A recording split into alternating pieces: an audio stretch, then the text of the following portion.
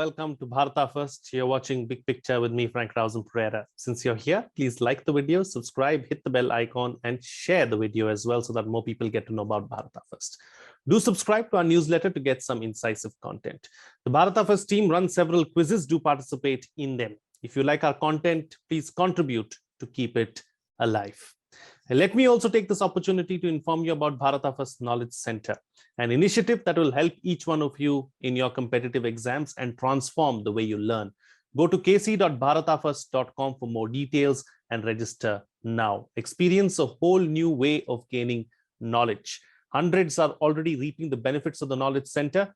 Don't be left behind. Register right now. There's so much that the Knowledge Center has to offer. All this information along with some must-see recommendations are in the description of the video. Please go through it.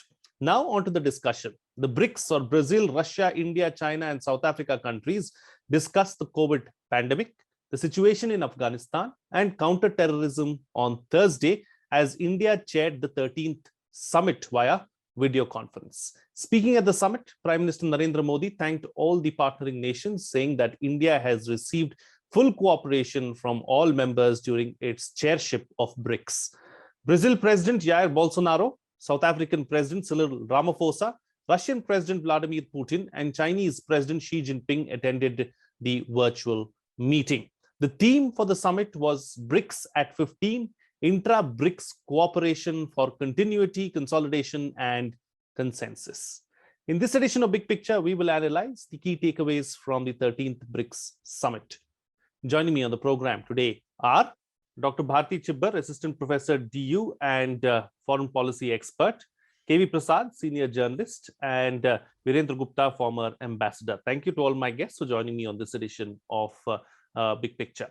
KV Prasad, let me start the program with you first. Let's first try and understand and analyze the key highlights really as far as the BRICS summit is concerned. I think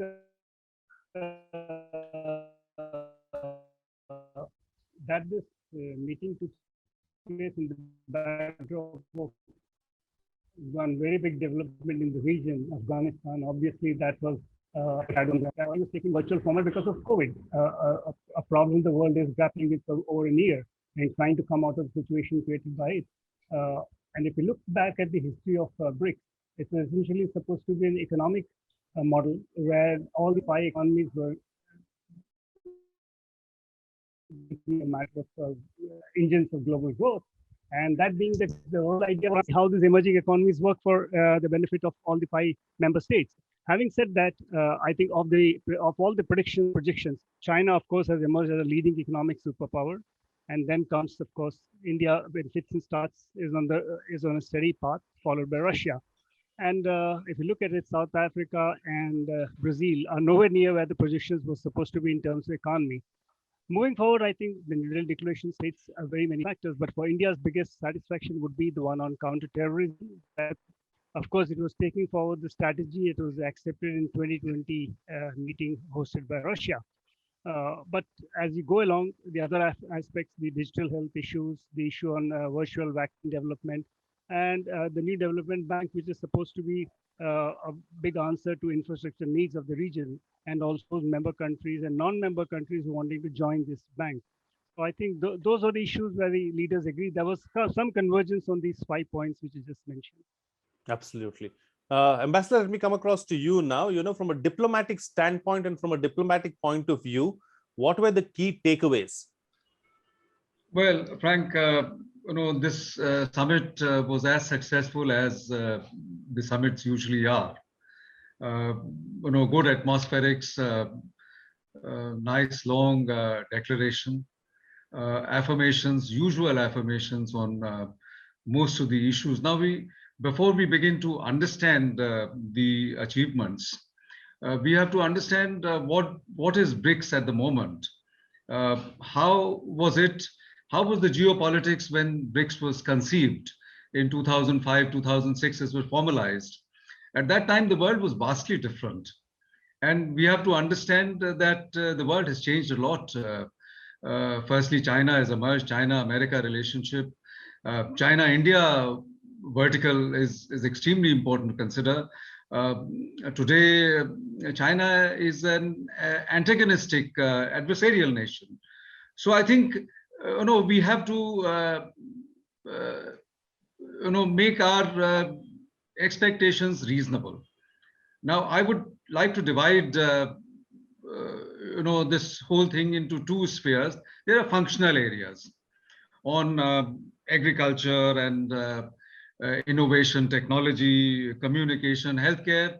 In all these areas, and from the measure of what 100-odd meetings took place last year, so there has been a very widespread exchanges between these 5 countries, emerging economies, in various sectors of economy, including renewable energy and energy research and pharmaceutical, medical equipment. So all of that is doing very well.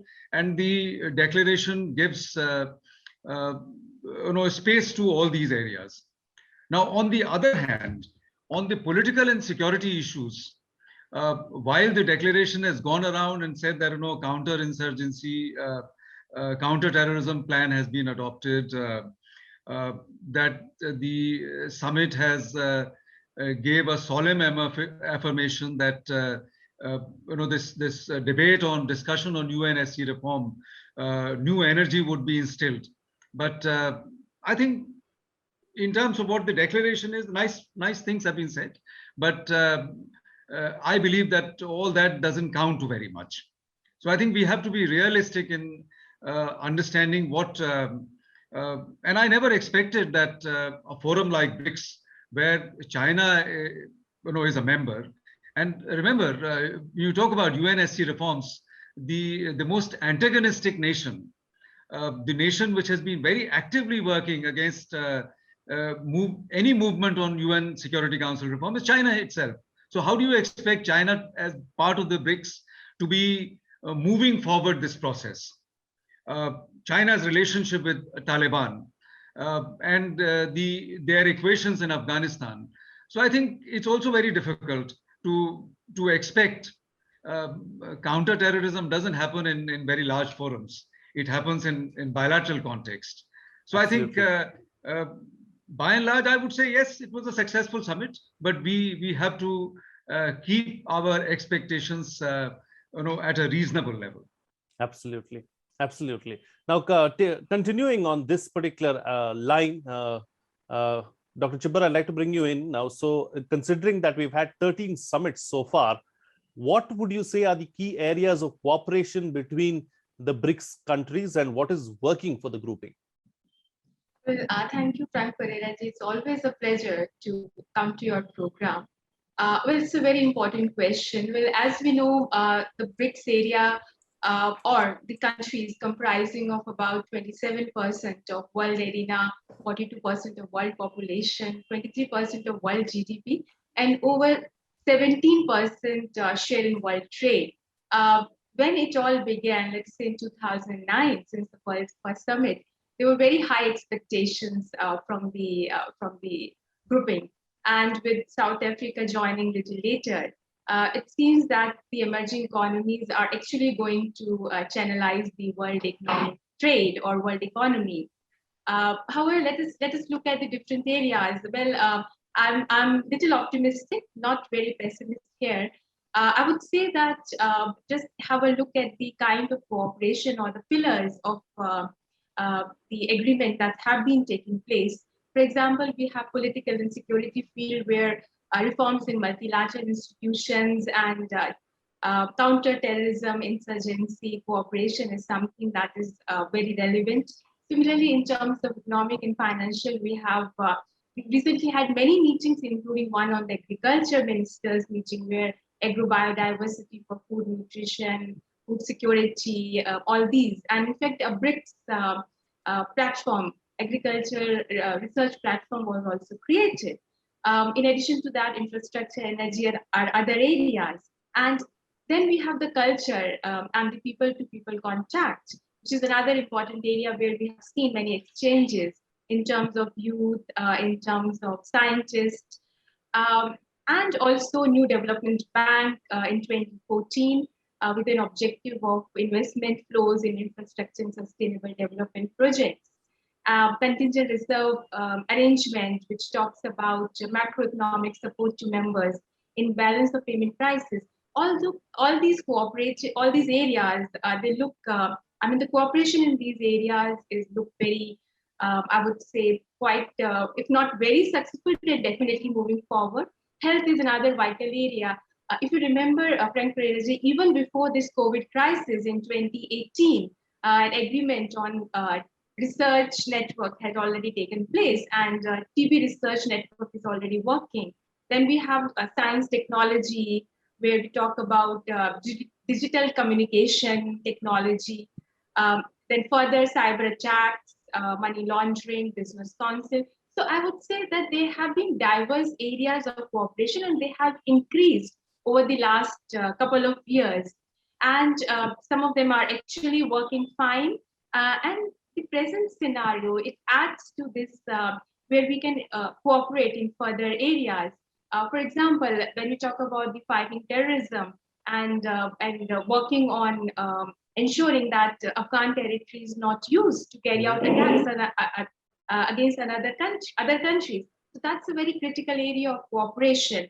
Then again, I would say that in present scenario, the focus and the priorities on energy research cooperation platform, digital summit, BRICS alliance on green tourism in terms of climate change, all these are very important areas which we have been working on, or at least trying to work on. And COVID pandemic and the present Afghan crisis, I would say that these two have been a watershed in terms of providing BRICS new lease of life, because these are the areas where cooperation is taking place and can further, cooperation can further enhance in these areas. Absolutely. Points taken. Let me take the discussion forward now. KV Prasad, coming back to you, talking about areas of cooperation, talking about the declaration, talking about some of those sectors where we can expect further development. How far can we expect to go really? And considering that China is part of this particular grouping, how much can we expect from the BRICS? Well, I think the two issues which have been flagged by co-panelists, the fact that we've been able to get across a pact of sorts is what we've been hearing. Of course, there will be issues on which things may not move the way. For India, it obviously means that much of it was declared even by President Putin when he talked about Afghanistan and the issue of drug supply and illegal drug trade. But if you move on for the China, it means the ITIM issue, the East Turkmenistan Islamic movement, for which he doesn't want, and it probably is for Russia. It could mean the Chechen and other areas in which they have trouble spots. So everybody has own understanding of what it could mean. But can it move towards India's larger goal of what we've been trying for almost decades to get a definition on terror? Well, that doesn't seem to be happening anytime soon, notwithstanding the kind of affirmations we've seen in this meeting, and probably that's not going to happen. Secondly, on UNSC reforms, okay, everybody talks about multilateral reform system. Now, remember, two of them are on the permanent P5 members, Russia and China, who also have a different kind of equations when it comes to Afghanistan. We've been seeing in for the last 2 years or so, the kind of engagement they've had.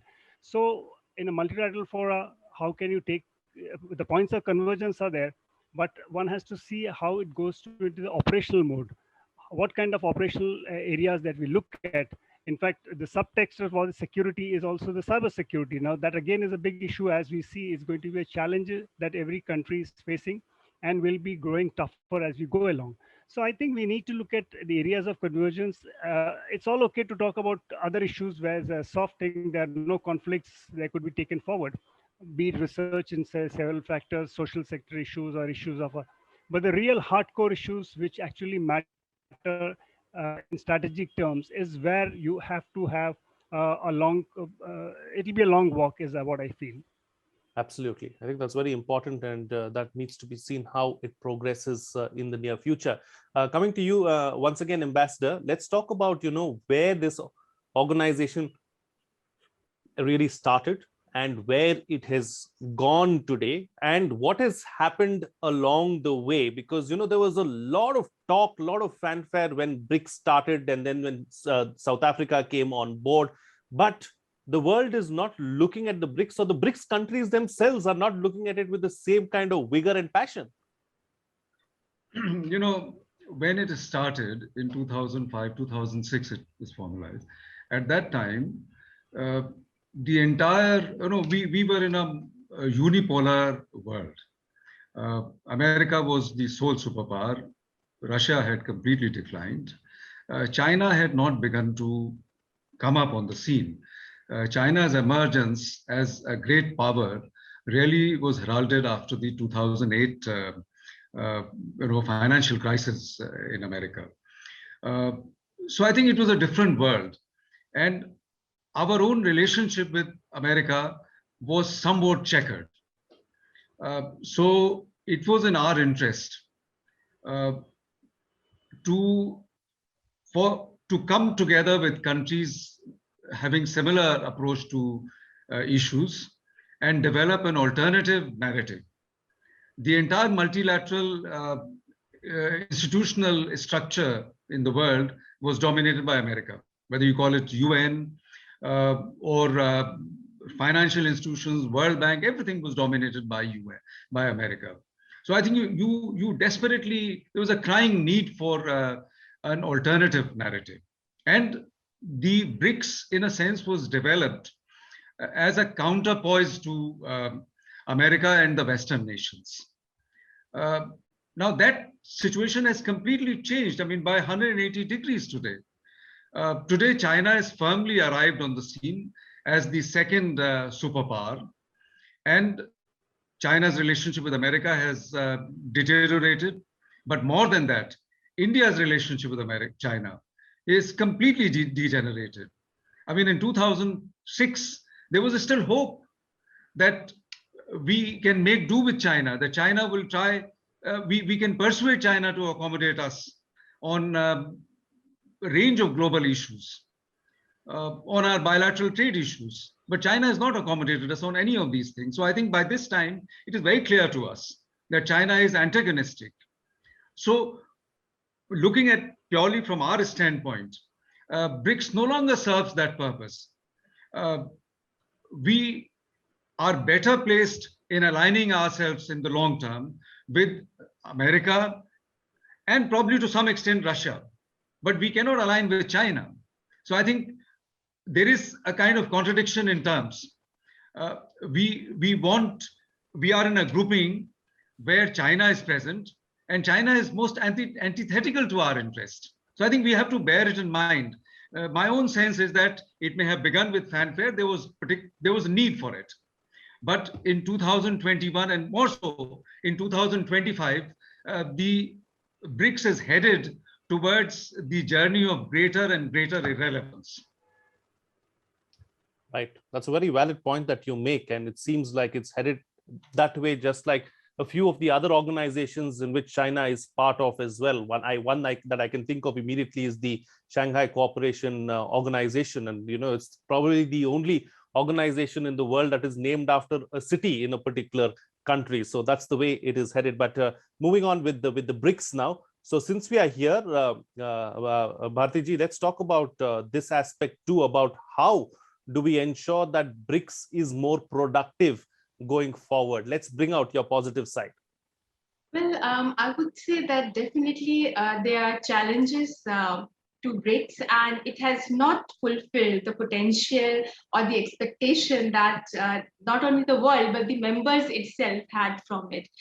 We had the challenge of US-China rivalry.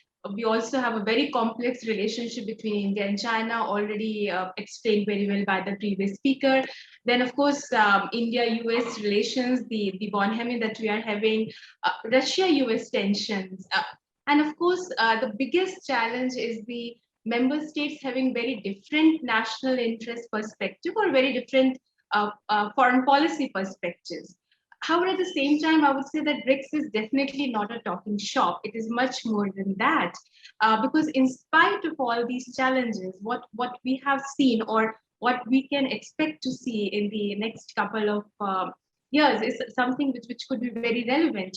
For example, there have been many initiatives which may not remain on the paper. I expect them to develop further.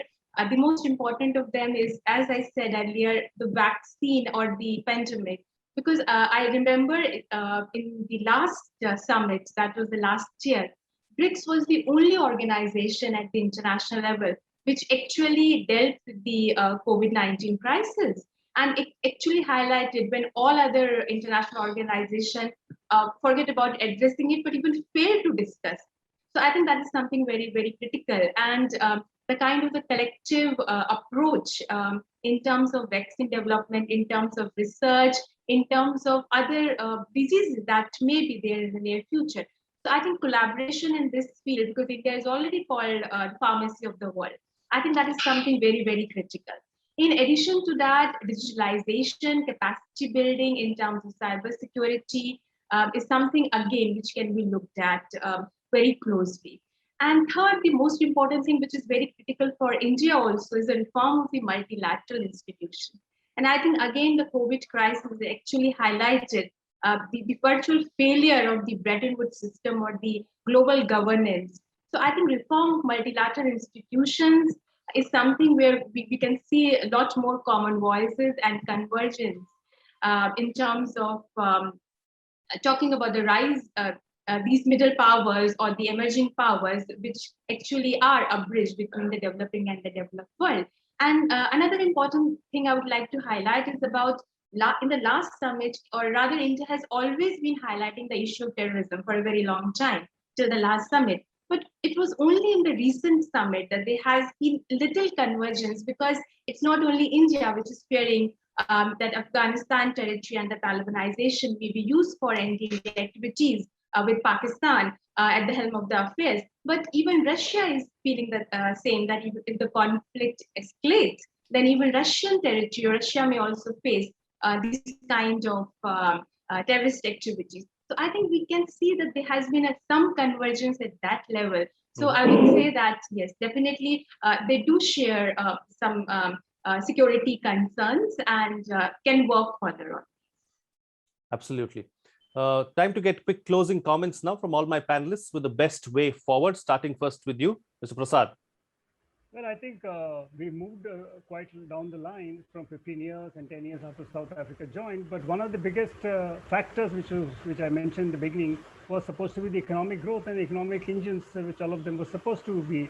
Of that two countries, I remember at one point of India itself was on the verge of falling out in terms of economy, having improved that position. But today you have two other countries who are not in a position and are looking to BRICS probably to also spur their own economic growth. So we need to know how much we can take them forward, because every country is going to face bigger challenges coming out of the COVID situation. So this is going to be a tough road ahead. Absolutely. Ambassador? Well, as Bharti said, and as I had said right in the beginning, there are so many diverse functional areas where BRICS nations have had meetings and moving forward their functional cooperation. So there is a benefit to accrue to different nations by cooperation in these areas. However, the core issue of countries coming together in order to develop that alternative narrative to American dominance, that I think has somehow disappeared. And that is presenting itself as a contradiction in terms. In fact, it's ironical. Don't go by what is said in the declaration. The declaration says that Russia and China support the aspirations of other BRICS countries, member countries, to play a greater role in UN. And the irony is that everybody knows that China has been very actively working to frustrate the aspirations of India and Brazil and South Africa. So I think we have to understand, we can play this game. I have no difficulty anybody continuing to play the game, but we must understand what is the real motive of the people that we are playing the game with. If we know that, then it's fine. We can optimize. We have to safeguard ourselves and not remain complacent. Of course, use these networks that this organization provides to further cooperation.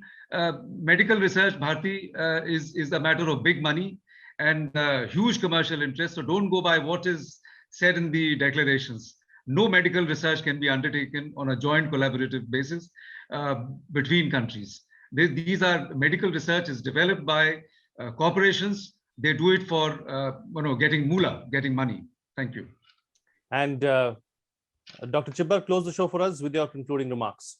Yeah, I would say that one is very critical that India presently is balancing. It is balancing its relations with US very well, with Russia also, and in such multilateral platforms with China, in spite of all the differences. And it's actually taking a very stern action against China also. We have seen it in a couple of conflicts, border conflicts that we have already done. So India is protecting its national interest.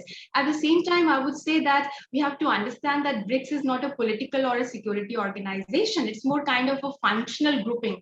The people, they have come together in spite of differences, huge differences, they have come together. So that means they do have some hope, but they have some interest. And the main interest is to play a more important role as a grouping or with that collective power in the international arena. So I think that may with that aim, they can move forward in the international arena. But if they really need to be successful, then they have to work on all the three levels, whether it's track 1 between the government, track 2 at the business level, and the track 3 in terms of people-to-people contact, for actually working towards the multipolar world that they actually envisaged in terms of reforming the international organizations and global governance.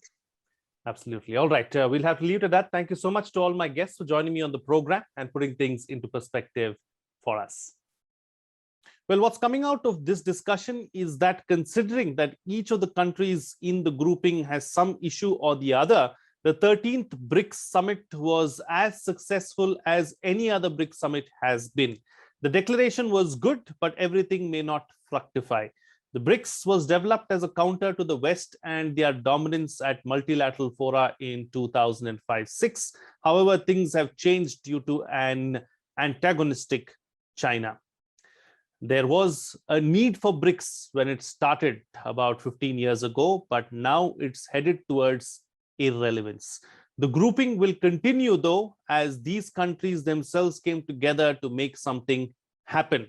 Let's hope for the best while keeping our expectations low.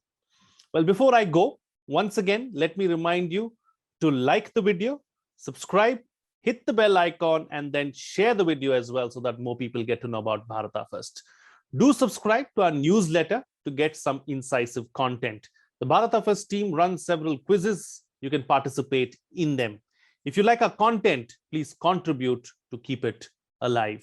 Let me also take this opportunity to inform you about Bharata First Knowledge Center, an initiative that will help each one of you in your competitive exams and transform the way you learn. Go to kc.bharatafirst.com for more details and register now. Experience a whole new way of gaining knowledge. Hundreds are already reaping the benefits of the Knowledge Center. Don't be left behind. Register now. There's so much that we here at the Knowledge Center have to offer. All this information, along with some must-see recommendations, are in the description of the video. Please go through it. That's it from me. See you again next time.